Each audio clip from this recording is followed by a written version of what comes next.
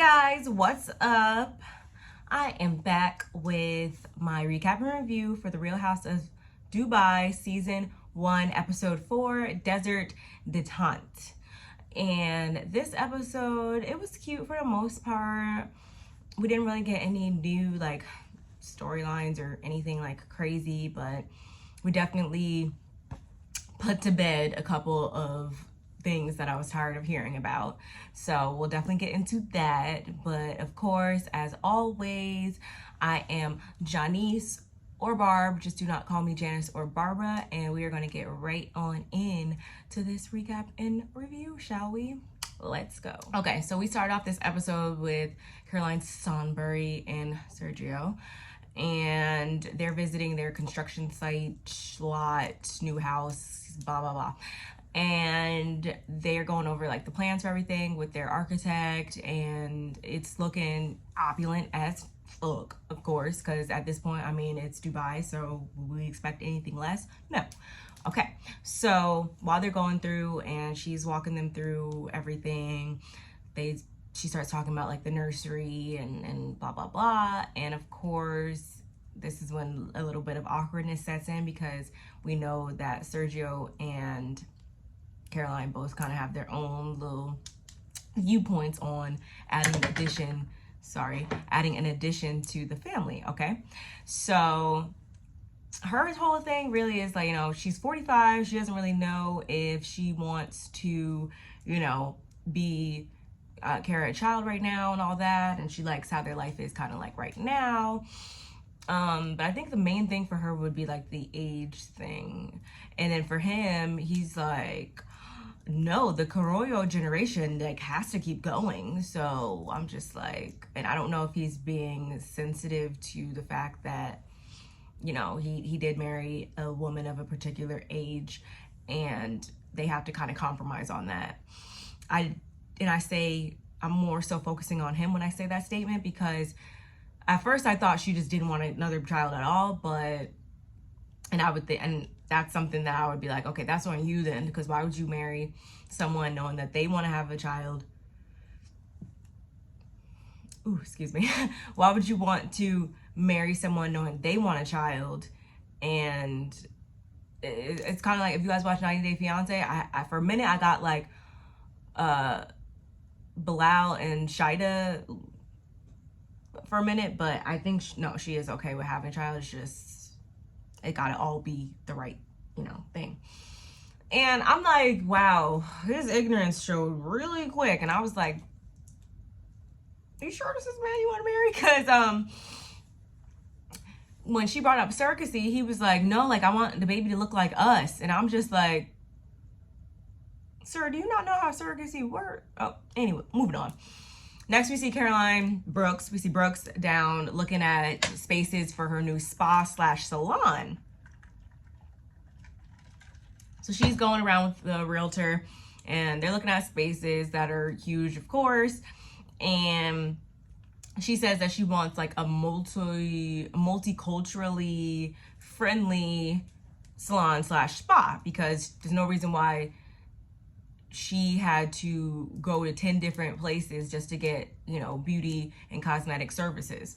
So she wants to be able to bring that to Dubai. And I think I'm all for that. Bravo to you. And she says that it originally had a $2 million budget, but she's already exceeded that, or is going to exceed that, or whatever. And I'm just good Lord, y'all some people I just cannot hang with right now in my tax bracket. But I aspire to be there one day. Mark my words. And she says within a year of leaving her husband, she was a self-made millionaire. She says this to the realtor because he was what about failure and stuff like that? And she's no, honey, failure is that's not an option for me.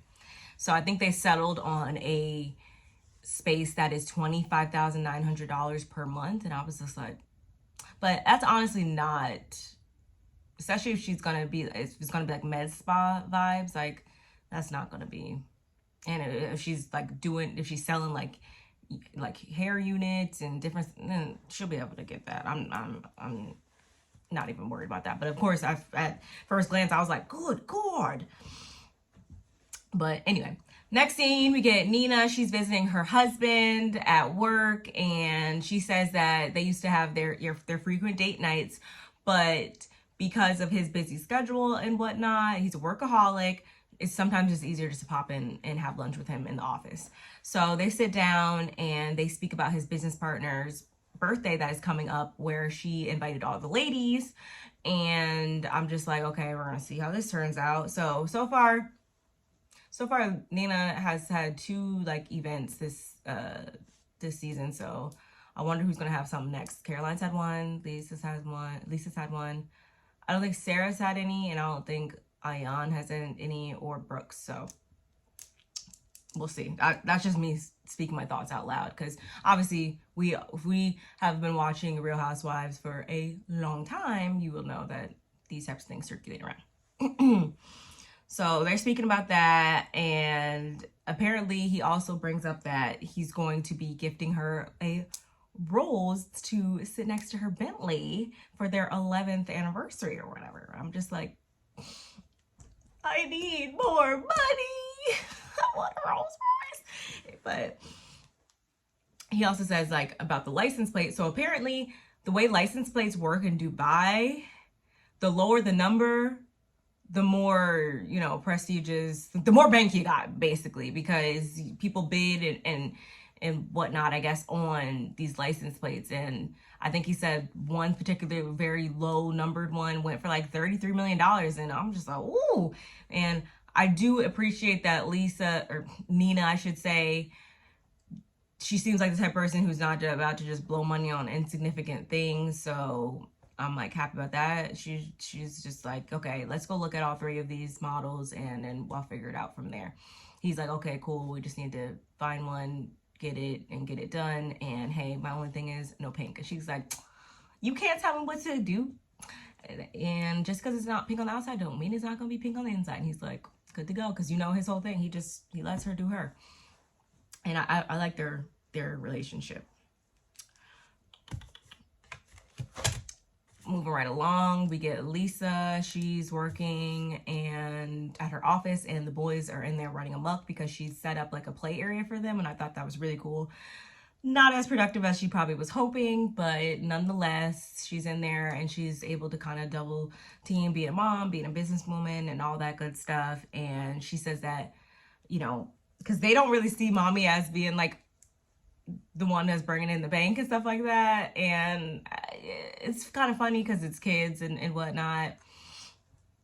And, you know, they don't mean any harm by it, I know. But at the same time, she calls Rich in her confessional. And she's like, how much did Mina Rowe make last year? And he's like, yeah, made a gross profit of like 8 figures last year. And she's like, oh, okay. So I was like, that's real cute. And Lisa says that she made Rich her CFO because, I mean, basically, like, he's the best of the best in that area, and he has international affiliation throughout multiple countries. So I'm like, okay, it makes sense, obviously, not just because he's your husband, but obviously, I mean, obviously you would hope that your partner has your best interest. So who better than your partner who also has the skill set that you need, of course. So she also speaks about how she's experienced increased success since her fashion show. And I was like, well, that's good, you know. And at this point, he comes in and she kind of, I don't know, he was kind of giving me the same vibes as he gave me last week at the fashion show. I'm like, do you really support her or take her serious? Like, I don't really feel like you do all the times, or it's not, at least it's not being, the message is not being relayed like that. And I'm just like, I don't really like that. But to me, she basically wants his support not only as a husband, as a partner, but also as a CFO, because her brand is just as profitable as the other brands they have under their umbrella. And I'm just thinking like, okay, maybe you guys should like outsource some more help or something like that, or give him a chance, you know, and whatnot, and tell him to voice these things. But at the same time, girl, don't be afraid. Don't let nobody stop your bag or be a holdup in the process. If you need to outsource, then go ahead and outsource. Sorry, I said it, husband or not.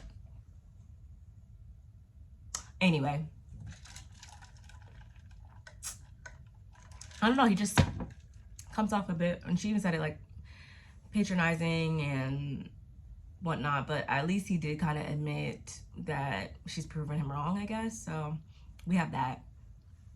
Meanwhile, we see Ayan and her husband. They're taking a nice cute walk, and we see more about their history in this scene, and I thought it was really cute. At this time they're walking around, it's Ishan, yeah, I believe that's what it's called. And so she tells him that she knows basically all of it and what it means, and like it's a call to come pray and stuff. And I thought that was really like cool that she was trying to teach him that. And we also find out that their son's going off to college soon, and Chris wants him to go to his alma mater, and she's just like, her main thing is like, okay, yeah, I'm going with him. And he's like, no, like, you're my wife, you stay here, like. And I was like, that's so Ayan like to say. And she also says that when she met Chris, she was actually supposed to marry her cousin, which is the norm in her country, and she was okay in her culture, and that was fine with her because her cousin was hot. However, she fell in love with Chris, and that's who she wanted to marry. And she asked him to marry her not once, not twice, but 4 whole times. And a week before she was set to marry her cousin, she went off into the sunset with Chris. Of course, her family was pissed, and her mom specifically was upset. But now, luckily, thank God, her mom loves Chris, and everything has worked out and over the years.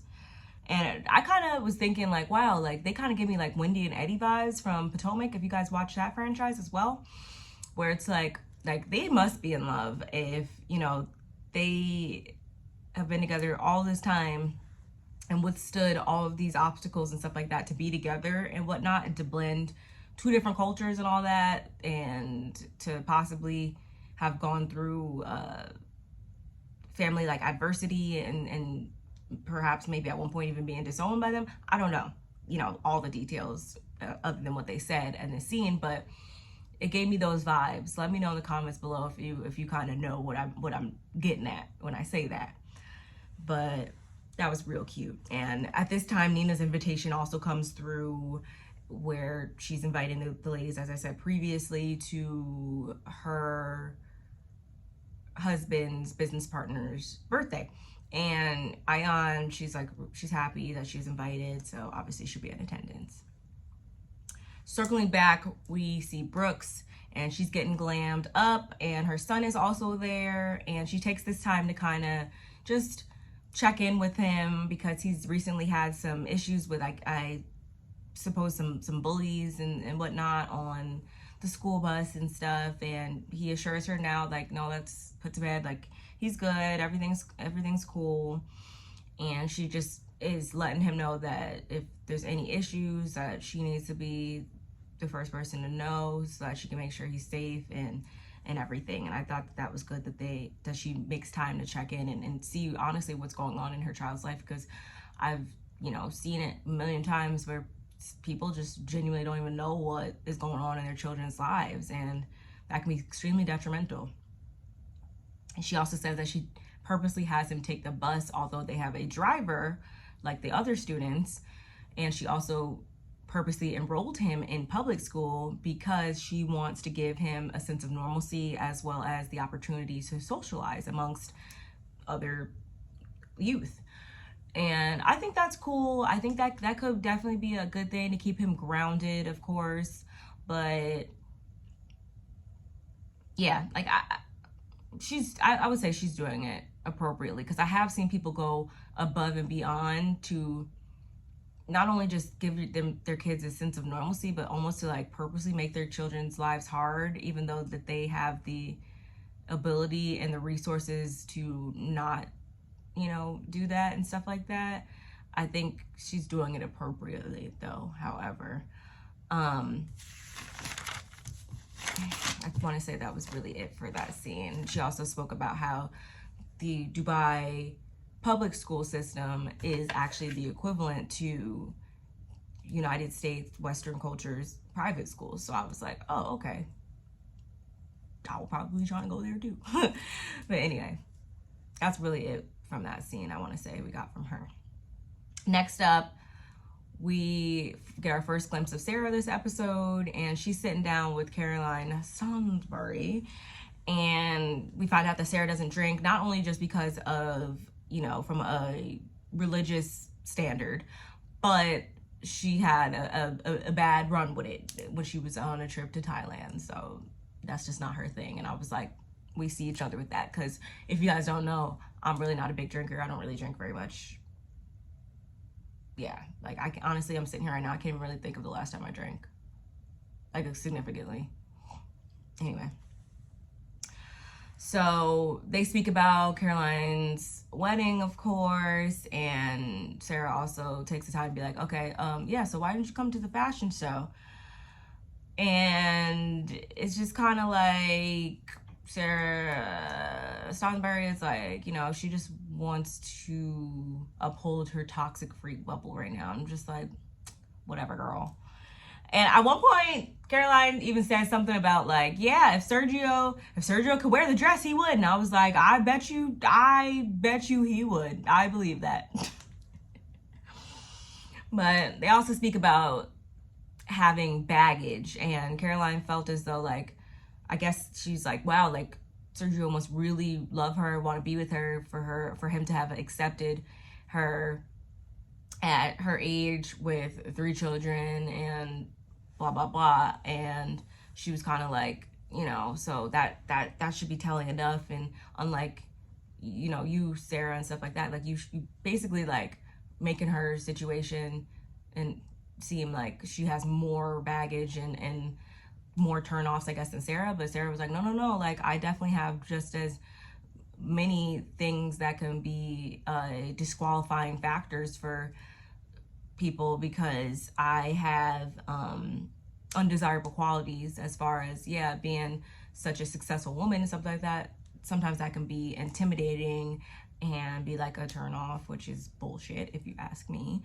But anyway, no one asked me. Caroline also talks about how she froze her eggs, and by law at the time when she froze them, Sergio wasn't able to fertilize them because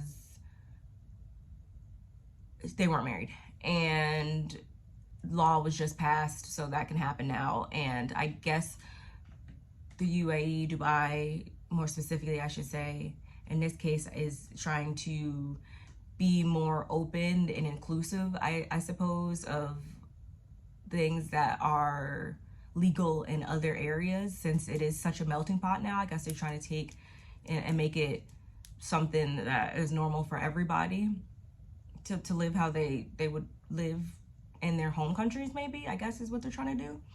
So I'm like, okay, I guess that could work,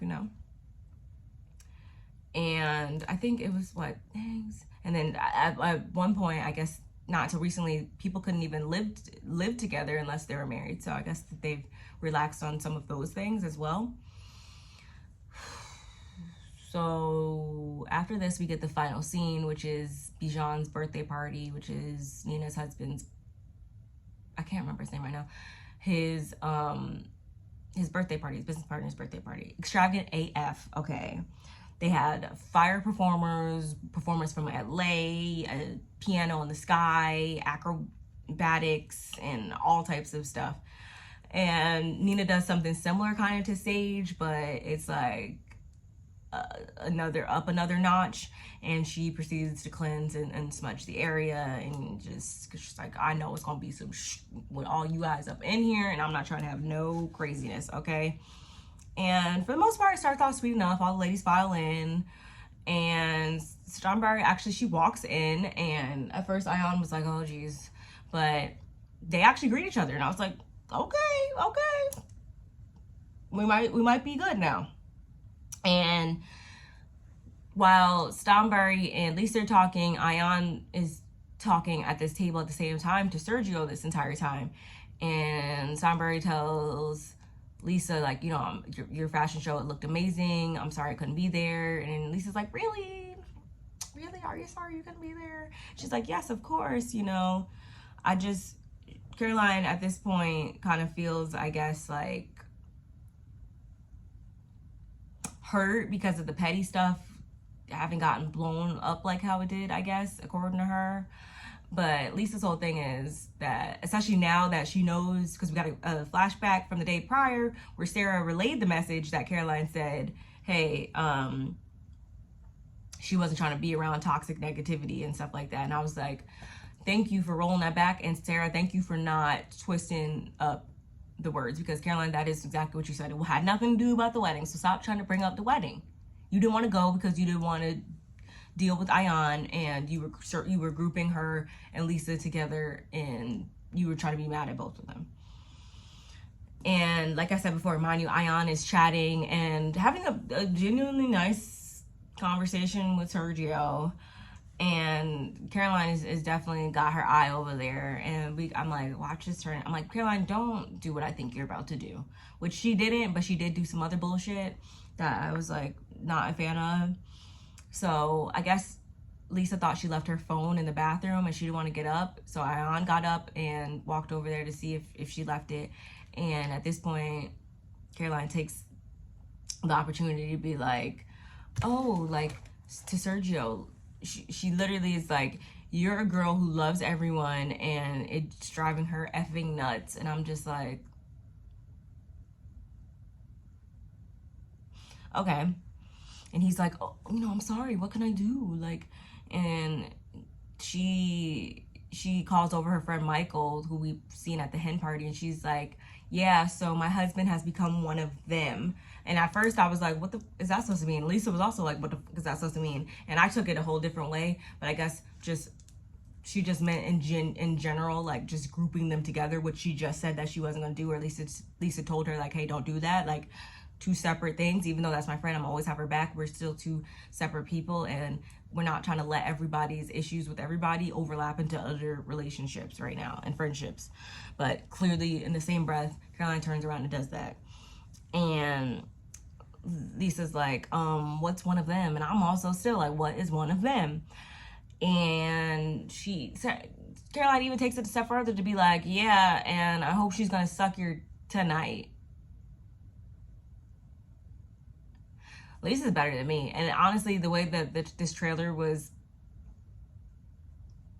shown to us, I thought that this was going to be a bigger thing than what it was. But Lisa was like, girl, like, no, I'm not. And if I was, you should probably be worried, because I bet you he wouldn't be coming back to you. And I was like, say it, sis. So when Ayan gets back to the table, Lisa fills her in.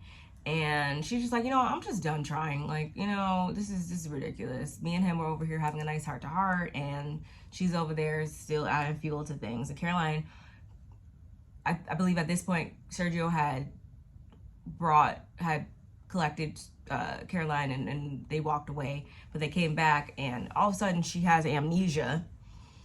And she's like, doesn't know what is going on. And Lisa's like, girl, you just said that. Like, you basically just called me a pot stirrer and blah blah blah. Nina also runs off at this point to go check on the rest of the party, and Sarah arrives, and she's also like, what the fuck is going on? And Lisa said like my favorite thing at this point. She's like, I could buy your life. And I was like, ooh, yes, like that type of energy is energy I like to see. And she didn't even say it in like a super braggy way. She said it in a way like that was 100% facts. Like, what's up?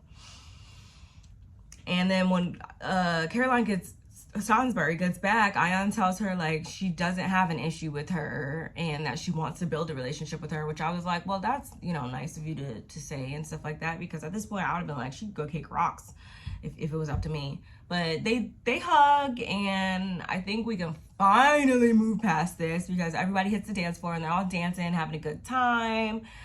And Ayan is like, I'm still have my eye out for her, but like, I think this could be good. And Salisbury says that, there are some redeeming qualities that she sees in Ayan, so maybe this can mean something good for them. And the only person that said anything contrary was Lisa, who was like, yeah, Salisbury's on my hit list now, which I can't be mad at, because I don't know. I can finally say we're 4 episodes in.